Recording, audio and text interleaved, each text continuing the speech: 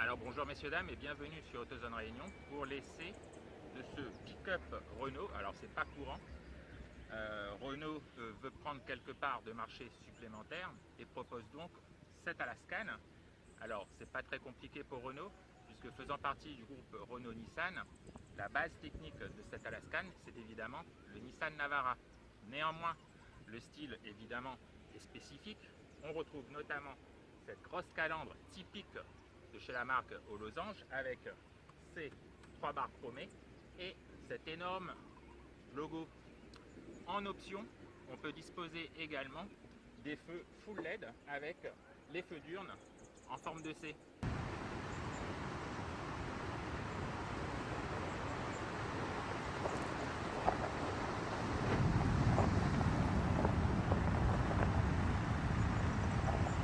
On remarque bien évidemment le gros lien de parenté de profil avec le Nissan Navara.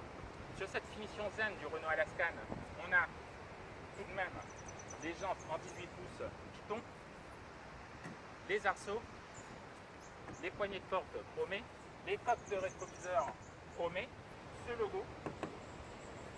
Et comme avec son cousin, sur les versions double cab, on aura droit à une suspension à ressort hélicoïdaux.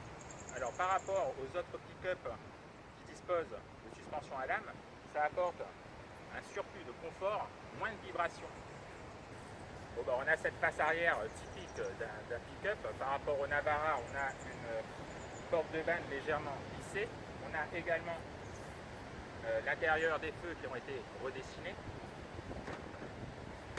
On a la porte de vanne qui peut supporter jusqu'à 200 kg et derrière moi on a 2,46 mètres carrés d'espace pouvant encaisser une charge utile de 1024 kg. On remarque la protection de benne et également les crochets d'arrimage sur cette finition zen.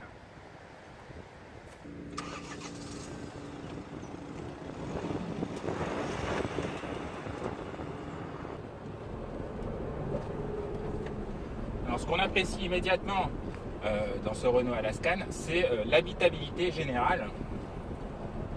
Alors aussi bien à l'avant qu'aux places arrière, il y a suffisamment de place pour les jambes.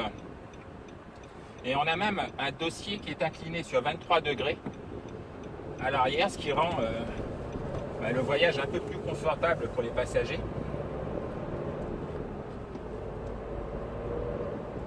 Alors par contre,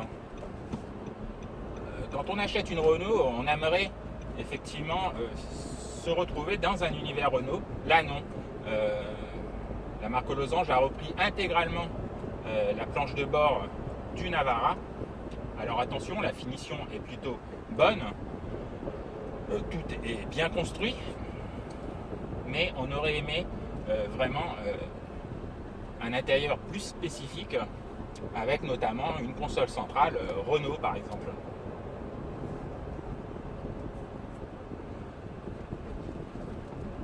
On a par contre un bloc moteur qui est vraiment discret.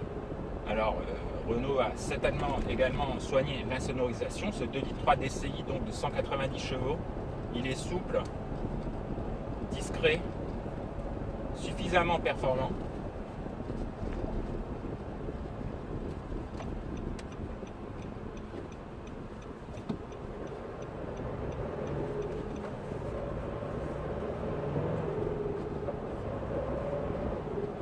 Et effectivement, on a moins de vibrations que si on avait des ressorts à lame. Ça, c'est une certitude.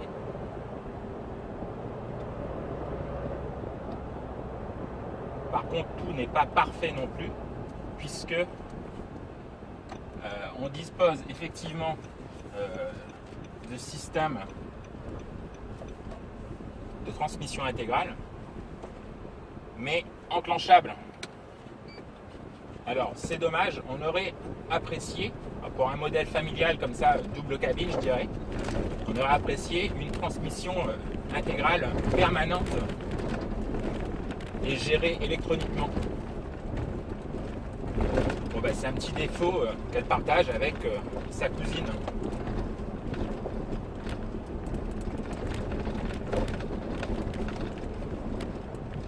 On a donc un mode long, une transmission intégrale mode court, on a un contrôle de descente et sur ce modèle on a même le blocage de différentiel. Alors l'équipement par contre il est pléthorique sur cette finition intense, avec notamment la caméra à 360 degrés, le détecteur de pluie, le système multimédia, la clim Bison, les jantes en 18 pouces. Bref, je vous laisse découvrir toutes les options de ce Renault Alaskan.